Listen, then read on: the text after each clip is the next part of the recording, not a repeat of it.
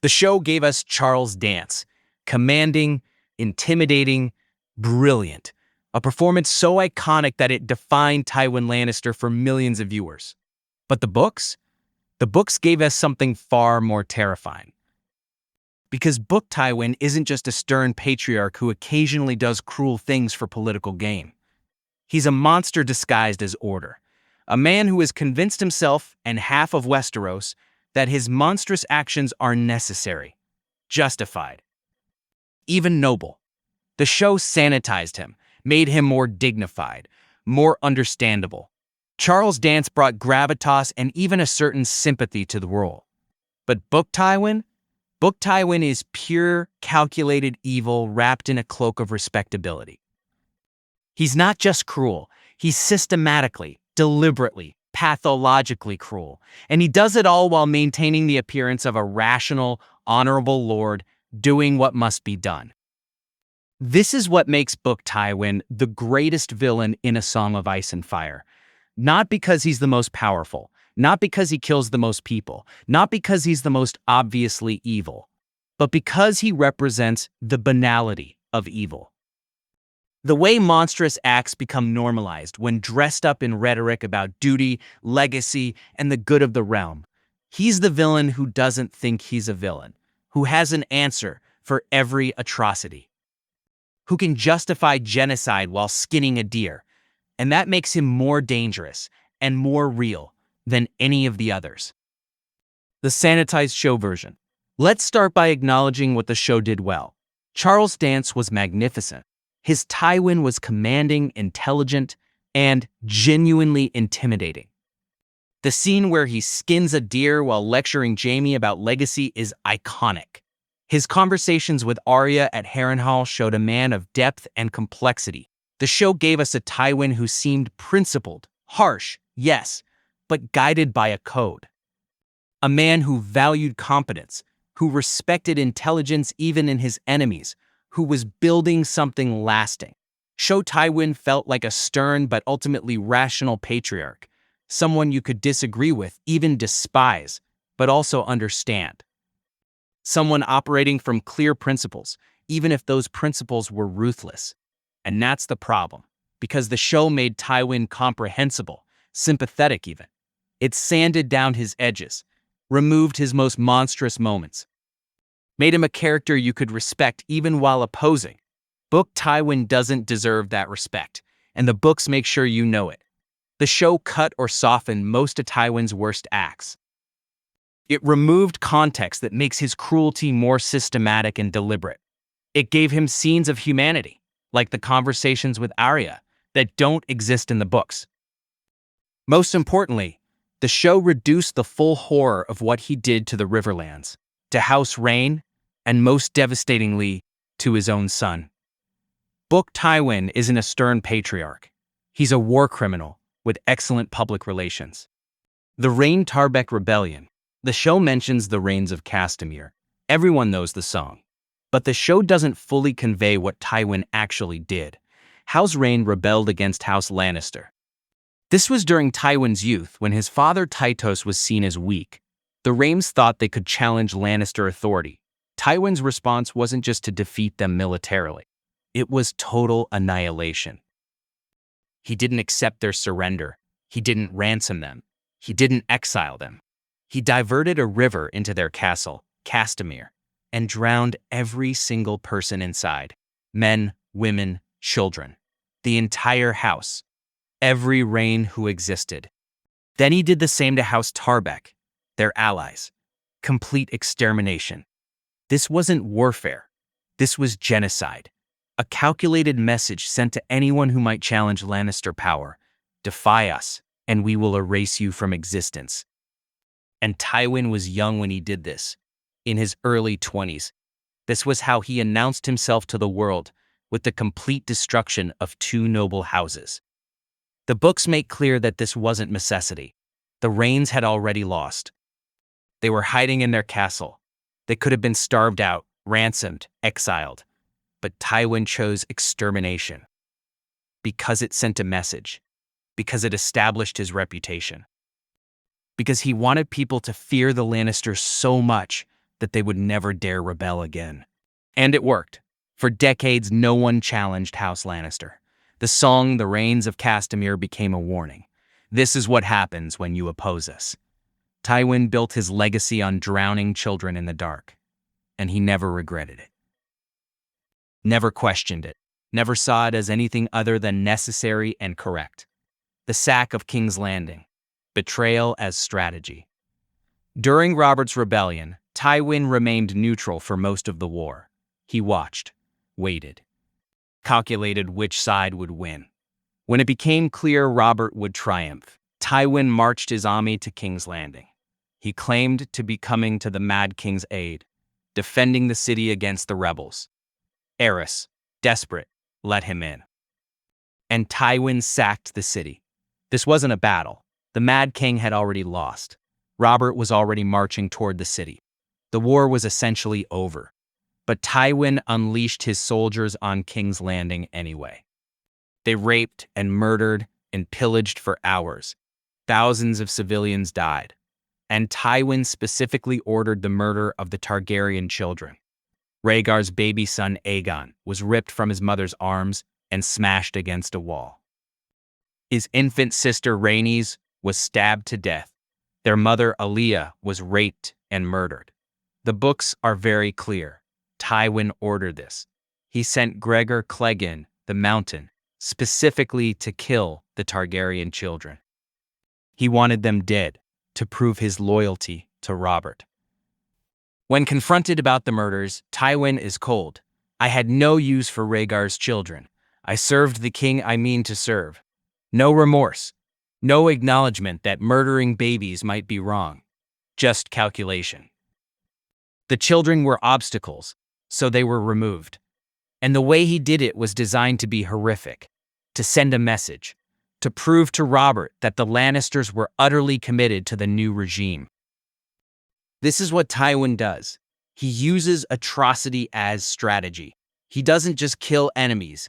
He makes their deaths so brutal, so complete, that everyone else is terrified into submission. The War in the Riverlands. Systematic terror. The show depicted the War of the Five Kings, but it didn't fully capture what Tywin did to the Riverlands. Tywin didn't just fight a war. He unleashed systematic terror on the civilian population. The books describe it in horrific detail through Arya's chapters. Villages burned, entire populations slaughtered, women raped, children murdered, bodies left to rot as warnings. This wasn't collateral damage. This was policy. Tywin explicitly ordered his men to terrorize the Riverlands, to make the cost of supporting Robb Stark so unbearable that the common people would beg their lords to surrender. Gregor Clegane, Amory Lorch, the Bloody Mummers, these were the men Tywin unleashed. And he knew exactly what they would do. He counted on it. The books show us the aftermath. Villages where everyone was killed. Entire populations put to the sword. Crops burned. Wells poisoned. Systematic destruction designed to break the will of the people. And Tywin never sees this as wrong. Never questions whether terrorizing civilians is acceptable. It's just strategy to him. Necessary actions to win the war. When Tyrion confronts him about it, asking if he needs to use such brutal methods, Tywin is dismissive. The occasional kindness saves you more in the end. But first, you must be strong. Strength, to Tywin, means making your enemies so afraid that they can't resist. And if that requires drowning children, murdering babies, burning villages, and raping women, well, that's just what war requires. The Red Wedding, the monster's masterpiece. The Red Wedding is often attributed to the phrase, or to Roose Bolton, but the books make clear this was Tywin's plan. He orchestrated it. He approved every detail. He knew exactly what would happen. Walder Frey and Roose Bolton were his instruments, but the Red Wedding was Tywin's masterwork. And what makes it so monstrous isn't just the betrayal, though that's bad enough. It's the scale and deliberateness of the sacrilege. Guest right is sacred in Westeros. It's one of the oldest and most honored customs. You share bread and salt with someone. They're under your protection. Killing a guest is among the worst crimes imaginable. Tywin knew this. He knew that violating guest right would stain everyone involved, that it would be seen as monstrous by all of Westeros. He did it anyway, because it was effective. The books show his reasoning. The blood is on Frey's hands, not mine. I'll have a few songs sung, a few prayers said. Walder Frey will be despised, but the war is over, and my family has won. He outsourced the sin. Let the Freys and Boltons bear the moral weight, while he reaped the strategic benefits. And he justified it with the same logic he always uses. It saved lives. Ending the war quickly means fewer deaths overall. The Red Wedding was mercy compared to years more fighting. Never mind that it involved murdering a pregnant woman, killing the king in the north while he was a guest, slaughtering his entire army while they were drinking at a wedding. Never mind that it violated the most sacred law of hospitality in Westeros. To Tywin, it was just efficient. The ends justified the means. The result is all that matters. This is what makes Book Tywin so terrifying. He can justify anything. There's no atrocity too great if it serves his purposes. What he did to Tyrion, the most personal evil. The show depicted Tywin's contempt for Tyrion, but it sanitized the absolute depth of his cruelty. In the books, what Tywin did to Tyrion isn't just neglect or disappointment. It's systematic, deliberate, psychological torture spanning decades. Start with Tisha. Tyrion, as a young man, saved a girl from rapists. He married her. He was happy. He loved her and thought she loved him. Tywin told him it was a trick, that Tisha was a prostitute Jaime hired to make Tyrion feel like a man, that she never loved him, that it was all fake. And then, and this is the part the show barely touches, Tywin forced Tyrion to watch as his entire garrison raped her, one after another, and then made Tyrion go last. A silver coin for each soldier, a gold coin for Tyrion, because a Lannister is worth more. This destroyed Tyrion, not just emotionally, though it did that completely, but it destroyed his ability to trust, to love, to believe anyone could genuinely care for him. And here's the worst part, revealed at the end of the Storm of Swords. Tywin lied. Tisha wasn't a prostitute.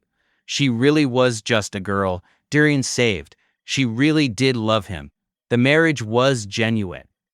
Tywin lied because he didn't want Tyrion married to a commoner, because it embarrassed him, because his dwarf son marrying a crofter's daughter hurt the Lannister name.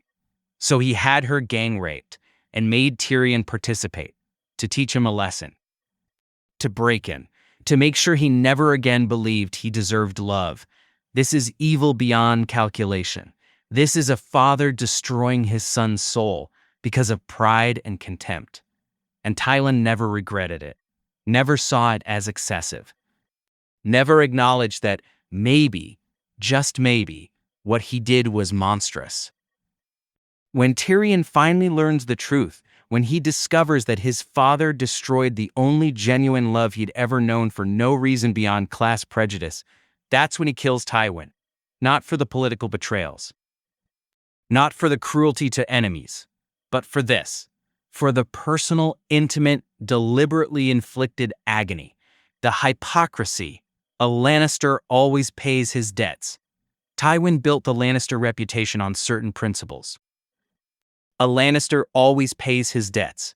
A Lannister never forgets a slight. Family above all else. These mantras became famous throughout Westeros. They defined what it meant to be a Lannister under Tywin's leadership. But the books reveal the hypocrisy at the heart of every one of these principles. A Lannister always pays his debts? Tywin was in debt. Massive debt. The crown owed the Lannisters money, yes, but House Lannister also owed fortunes to the Iron Bank and various lenders. Tywin juggled debts his entire life.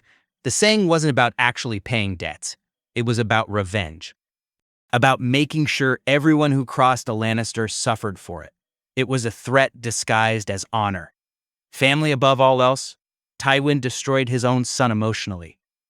He refused to acknowledge Tyrion as his heir despite Tyrion's obvious intelligence and capability.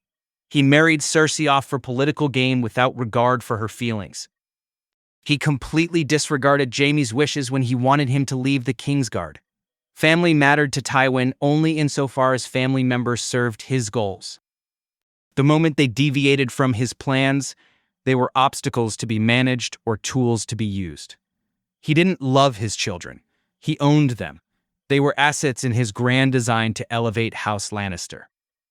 And the books make this hypocrisy even more stark with the revelation at Tywin's death. He had been sleeping with Shae, Tyrion's prostitute, the woman Tywin had condemned Tyrion for associating with. The man who lectured about dignity and family honor, who condemned Tyrion for consorting with whores, who said a Lannister must be above such base desires. The philosophy of power, might makes right. What makes Book Tywin the greatest villain is his philosophy. He genuinely believes that power justifies itself, that the strong have the right to do whatever they want to the weak. That success proves correctness. This comes through most clearly in his conversations with Tyrion in the books. When Tyrion questions his methods, Tywin's response is always the same. It works. It's effective. It achieves the goal. What else matters? Morality to Tywin is weakness. Mercy is foolishness. Kindness is a tool to be deployed strategically, not a virtue to be practiced. He sees the world as a brutal competition where only the strong survive. And in his mind, House Lannister under his leadership has proven its strength. Therefore, everything he's done is justified. The genocide of House Rhaen? Justified. It made people fear the Lannisters. The murder of the Targaryen children? Justified. It secured Robert's favor and Lannister power.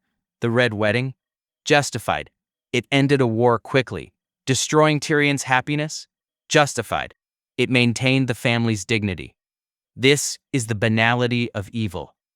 Tywin doesn't see himself as a villain. He sees himself as a realist, as someone who understands how the world really works and has the strength to do what must be done. He's convinced himself that his cruelty is wisdom, that his ruthlessness is strength, that his complete lack of moral restraint is actually clear-eyed pragmatism. And he's built an entire legacy on this philosophy. The Lannister name is feared and respected because of what Tywin has done. His methods have worked, which makes it all the more insidious, because he can point to results. He can say, look at what I've built. Look at House Lannister's power. How can you question methods that achieve such success? Why this makes him the greatest villain Joffrey is more obviously cruel. Ramsay is more sadistic. The Night King is more existentially threatening. But Tywin is more dangerous than all of them. Because Tywin's evil is normalized, accepted, even admired. Joffrey is a mad boy everyone recognizes as a monster. Ramsay is a sadist everyone fears and hates. The Night King is an inhuman force of destruction. But Tywin is respected. He's seen as one of the great lords of Westeros. He's Hand of the King. He's the man who holds the realm together. People know he's ruthless, but they see that ruthlessness as strength, as competence, as the hard choices that leadership requires. This is what makes him the greatest villain. He's the monster we're tempted to admire. He commits genocide and calls it strength. He orders the murder of babies and calls it pragmatism. He violates sacred laws and calls it strategy. And half of Westeros and half the readers nod along, because it works, because House Lannister is powerful, because Tywin gets results.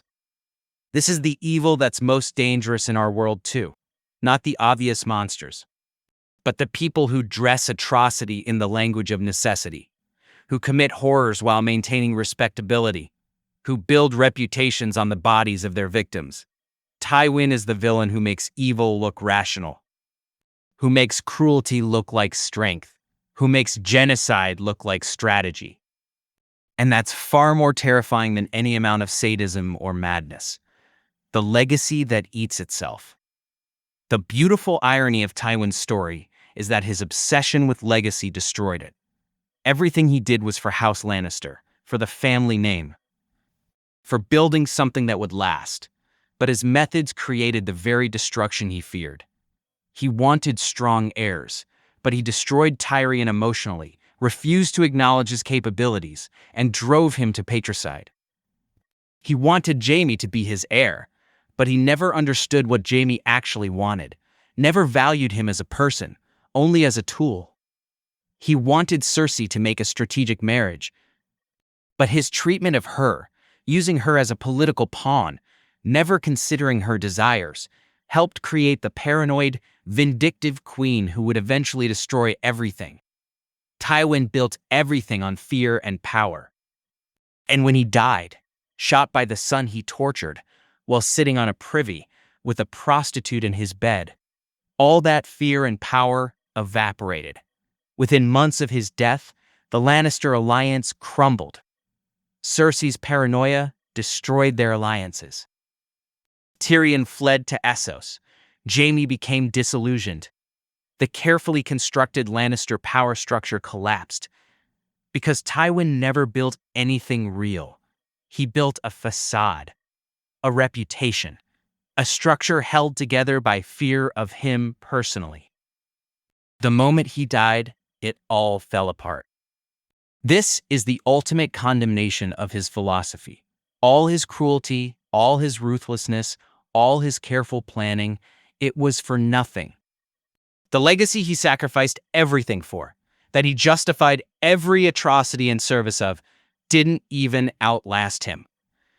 The final truth: the real Tywin Lannister in the books is the greatest villain in A Song of Ice and Fire, because he represents evil at its most insidious, not the obvious, cackling evil of a Joffrey or Ramsay, but the normalized, rationalized, respectable evil of a man who commits atrocities while maintaining dignity, who builds a reputation on genocide while lecturing about honor, who destroys lives while claiming he's building a legacy.